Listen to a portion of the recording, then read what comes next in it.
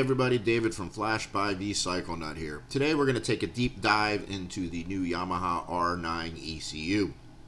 Going to look at the settings that we can adjust, talk a little bit about what my plans are with flashing it, and just give you a quick overview of Wulik racing software in general. So I know a lot of you aren't familiar with the Wulik software and what that means. So because I see a lot of times on the internet somebody will say, hey, you should get a Wulik tune. And Wulik is just the software. Wulik does not make tunes. What they do is they give us a tool to access the different parameters inside the ECU. What they provide is the stock tuning parameters. They don't give us modified parameters, or it's just the stock image. So Wulik doesn't make tunes. Very common misconception. Another question that I get a lot is, how do my features and my flash compare to another flash tuning companies? And we all pretty much are using Wulik software to tune these motorcycles. There is FT-ECU on some of the older bikes, but they have really kind of dropped out of it and aren't really keeping up with the newer stuff. Hopefully that'll change and give us more options. But for right now, all the newer bikes, we're using Wulik software. And we all have access to the same features.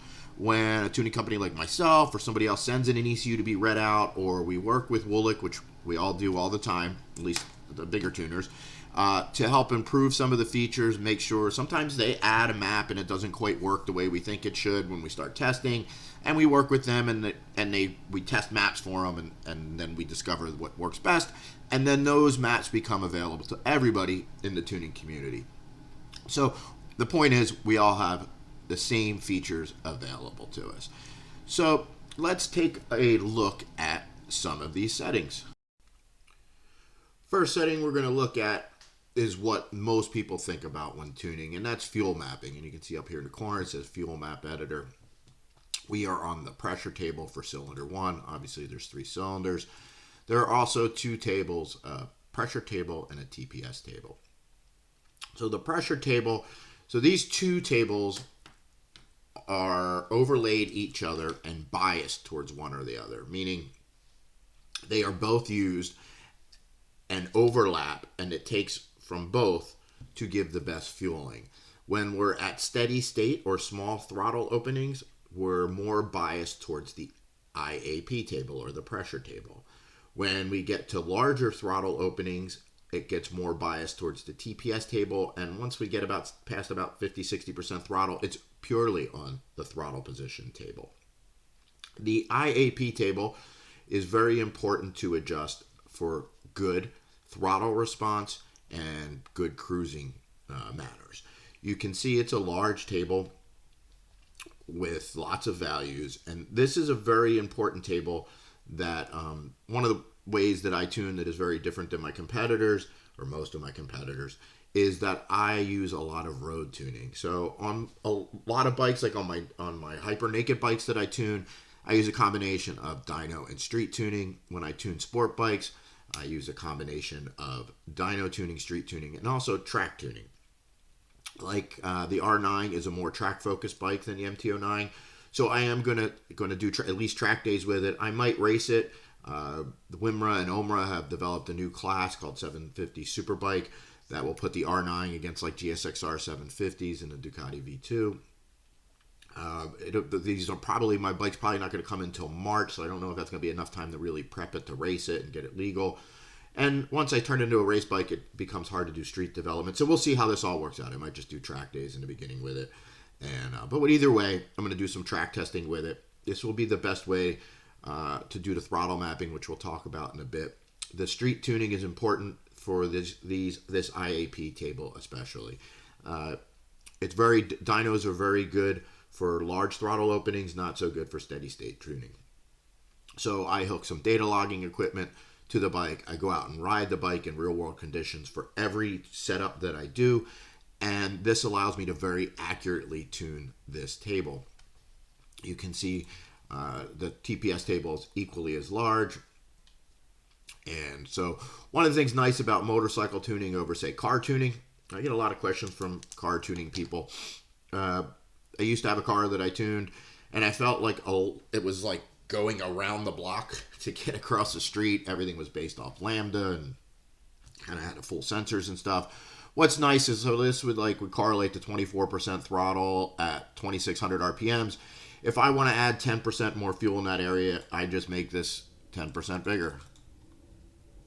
And now the bike will get 10% more fuel in that area. So it's a pretty simple, direct way of tuning, and it works very well as long as we have everything set up right. So these are the big fuel tables that I will be adjusting. The next settings we're going to look at is the ignition maps. The ignition maps are adjustable mode 1 through 4. Just real quick on the fuel maps. I didn't really expect it, but I was a little disappointed to see that the Yamaha fuel maps are still one fuel map. Kawasaki ECUs hold the power mode actually changes fuel maps, which allows me to do some really cool things and make multiple fuel maps. Unfortunately, with the Yamaha, it's still one fuel map. So these will go across all modes. And that's another misconception a lot of times people have is they'll think that the modes switch fuel maps. They'll ask me for an economy fuel map or something. And that fuel maps are global. They go across all modes. So modes, though, do change. Ignition timing maps, we see they're adjustable in neutral or gears 1 through 6. And these maps ended up being identical to the MT09 map. So a lot of the work that I've done in all of this mid-range stuff here and full throttle, I spent a lot of time on the MT09 figuring out what ignition timing both work best for a nice smooth throttle response, good power, and of course peak power. Lots of time to go through all these. So what they do is Yamaha does, as you can see, as I switch modes, obviously none of these are really optimal if you went through and massaged them. But Yamaha has different timings for different modes. It's one of the ways how they change how they feel. I will more have optimized the ignition timing in all modes, and I will use the throttle mapping to really change how they feel and the aggressiveness of it and the smoothness of it. This has worked really well for me in the past.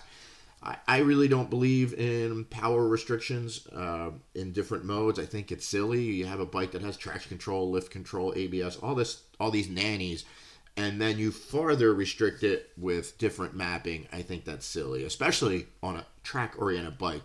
As we'll take a second, we'll take a look at the throttle maps. They are really restricted, even more so than the MT09. And on the racetrack, why would I ever use a throttle map that doesn't allow 100% throttle or give me full power? I feel the same way about the ignition maps. So we will go through and make sure that these are all optimized. Gearing's a little different. On the R9, like I said, more of a racetrack-oriented bike. So I might find some differences that I really want to massage, especially in the smaller throttle openings to get the feel that I want. But once I get that optimized, then I'll apply that to all the different modes. We're going to skip other maps and come back to it, because that's got where it's really the most tables and a lot that'll be detailed looked at. Let's go to a couple more simple ones first. Diagnostic is used for if I have everything hooked to the bike, I can go into diagnostics and clear codes and stuff. Engine data is for used where I can look at different engine data while I'm on the dyno, and auto tune is where I go to look at the data logging files that I create and massage them and get everything to where I want to go. We have advanced settings. See if I can move that so everybody can see everything. And here is where we adjust fan temperatures, idle speed, simple things like disable top speed limiter, disable closed loop. The disable catalytic converter we won't be using in the United States. That's for the second ECU on European files. We got disable fuel cut. Front wheel speed sensor code. This we use on the dyno so that we don't get a check engine light every time we run it. And if your bike is so equipped with the EVAP system, we will be able to unplug it and not get a fault code. Notice it does not have disable AIS pair because this bike does not have one. Fan settings are adjustable. Excuse me. You can see we have 5 of them. So these are the ones that are in there. I usually use 90-85, which turns out to 195-185. Works really good. I will check and make sure that the R9 doesn't run hotter than that. And so then we don't want the fan running while we're actually riding the bike. The idle speed, sometimes, especially with shorter exhaust systems, we'll get a little bit of idle instability. And so sometimes it helps to just bump this a little bit to give some more idle stability to the bike. An old racing trick, what we used to do at the racetrack was turn our idle up, which would decrease engine braking. But as you'll see now with fly-by-wire bikes, that is just isn't needed. Still see that sometimes in other companies, race idle, and that's just I think it's hooey. So yeah, there's our advanced settings, and quite possibly, well, absolutely, the simplest settings in here on this thing is the limiter, and this is just the rev limiter. Oddly enough, they lowered the rev limiter from 10,650 on the MT09 to 10,600. No idea why. I've been finding on the stock MT09 with just exhaust systems at 10,900 works really well. Just we're a little bit after it falls off. I'm sure once we get more parts development on the R9 with cams and stuff like that, that we will be extending that out even more. But for now, this is what we will be adjusting for the rev limit. The last set of settings that we're going to look at is the other maps, like I promised. And there's several settings under here that we can adjust. Let's take a look at some of them. Most important one being this electronic throttle valve, or the ETV. These are the throttle maps. So these are huge when adjusting, and a very big part of this is where the street and track tuning comes into play. There's no way that on a dyno you can get the feel that you want. So, and what a lot of tuners do is they just go over to this 100% throttle area and make it so you get 100% throttle. So let's take a look at this. Sorry, I jumped ahead, right?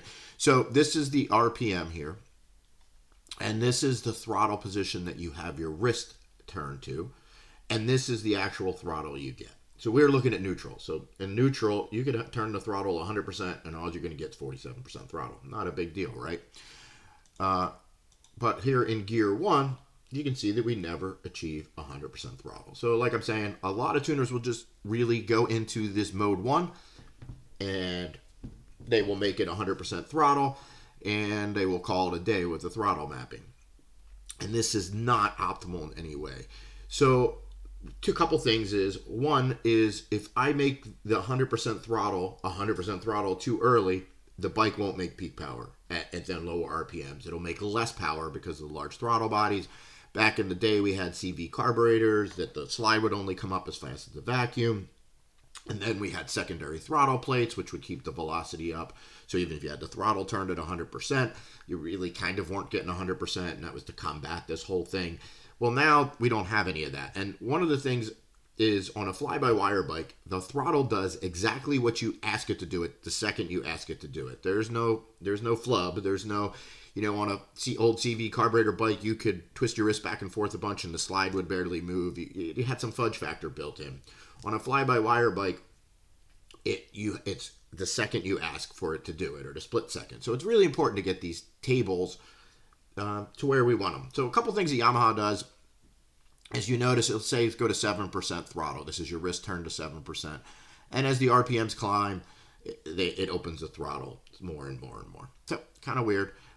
Sometimes I stick with that. Sometimes I don't. Again, I play these a lot by feel. So let's take a quick look at these, and then we'll talk about what I plan to do different with the R9 versus the MT09. You can see this is mode 1, so this is our most aggressive, the mode that should make the most power. As I was saying earlier, the restrictions in these are even greater than the MT09. So let's just concentrate on the 100% throttle here for a second. So in gear 1, you get to 85.3% throttle from 8,000 to 10,000 RPMs.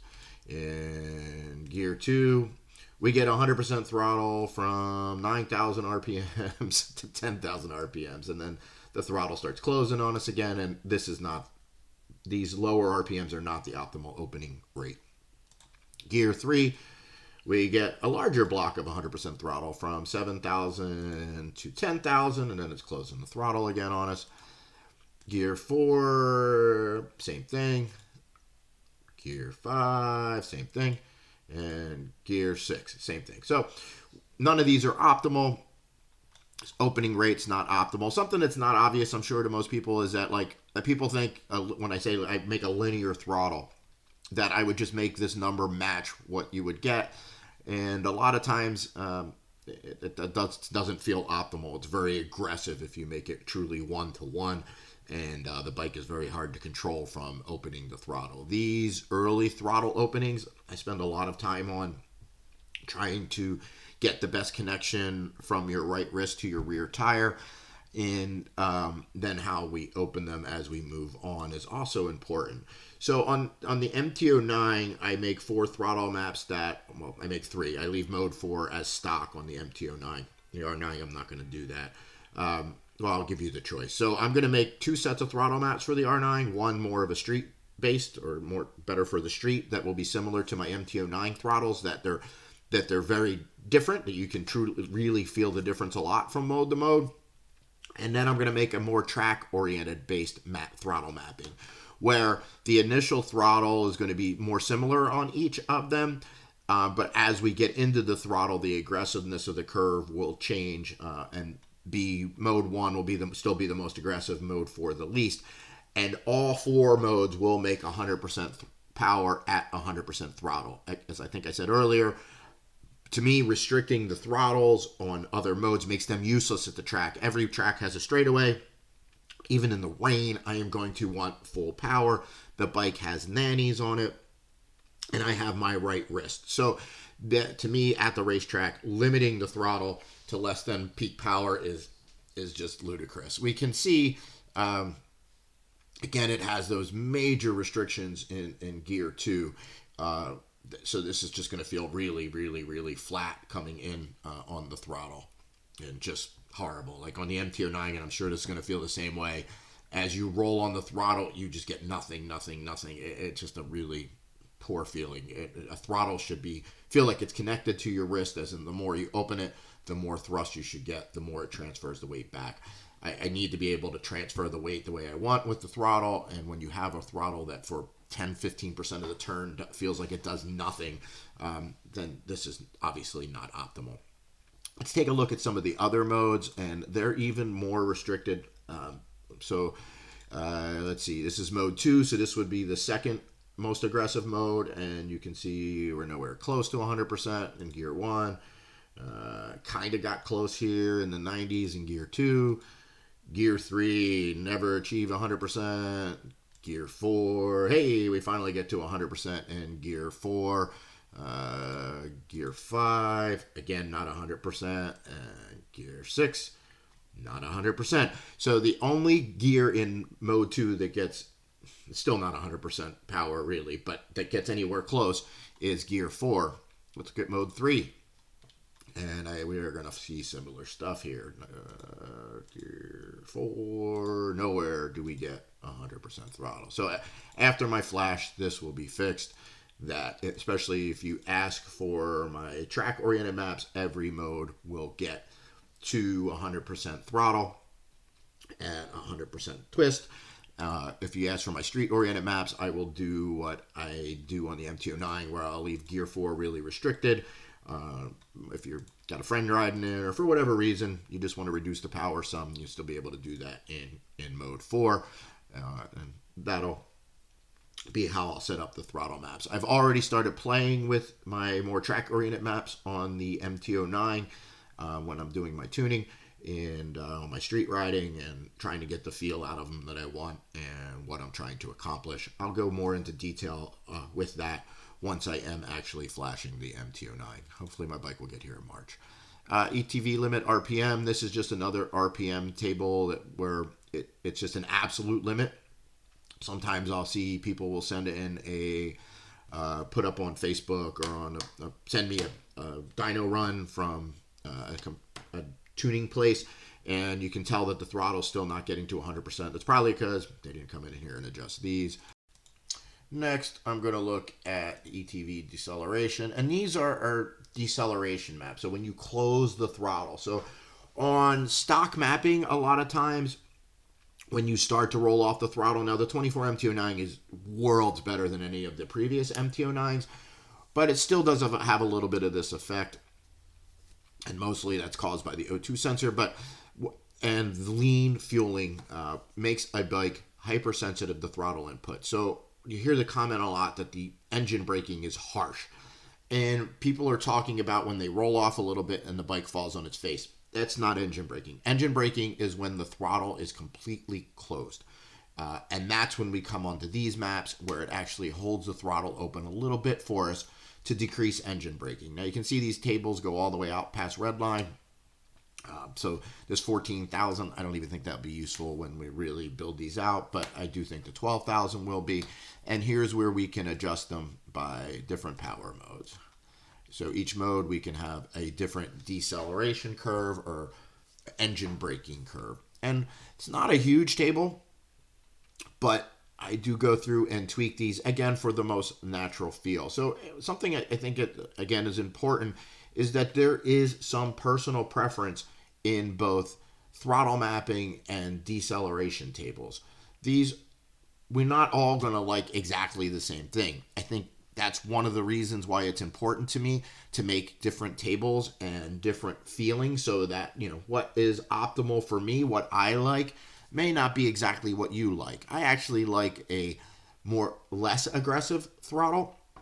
I'm no Marc Marquez or Valentino Rossi or any of that. So I can't find it harder I want to be able to catch the rear tire, and if it starts to spin, and if I have a really aggressive throttle, this becomes harder to do. And it's harder to maintain the balance on the bike. Where on early throttle, when I have a less aggressive early throttle, I find it a lot easier to control. Your brain quickly adapts and learns how to use the throttle. Maybe it's because I ride a lot of different bikes with a lot of different settings, but I find very quickly that my brain is able to adapt to whatever throttle aggressiveness that I put, as far as I need to twist it more to get the same acceleration. And I just find that obviously when I don't have to be super paying attention to that early throttle, it takes that concentration from that away to my lines, to my body position, and all the things that I like to work on at the track. So I'm going to mess with these tables, the decel tables, try to make it feel as natural as possible, and I will have different deceleration curves for the different modes. Ignition trim is another way that we can use, works really good for smoothing out the initial throttle, and these are set by gear and cylinder, and we can take some ignition timing away to soften up that initial hit. We can do that in this table, or I can just do it in the main tables, but it's something I like to play with. Again, always about the feel and how it feels, and that's why my road and track testing is so important and such a big deal, and you're not going to get the same results by somebody just tuning on a dyno. So what do we got? That's about it. So that is inside the R9 ECU. I'm sure, like most of you, I am waiting with bated breath for my R9 to come in. I'm being told March, but we shall see. I'm hoping to get one of the first shipment, one of the ones out of the first shipment that's coming in March. That hasn't been completely confirmed, but I think it's going to happen. So really looking forward to it. So thanks, guys, for watching. Remember to subscribe and like button for more motorcycle-related content. Obviously, I will be making tons of R9 content when I get my bike. Thanks, guys.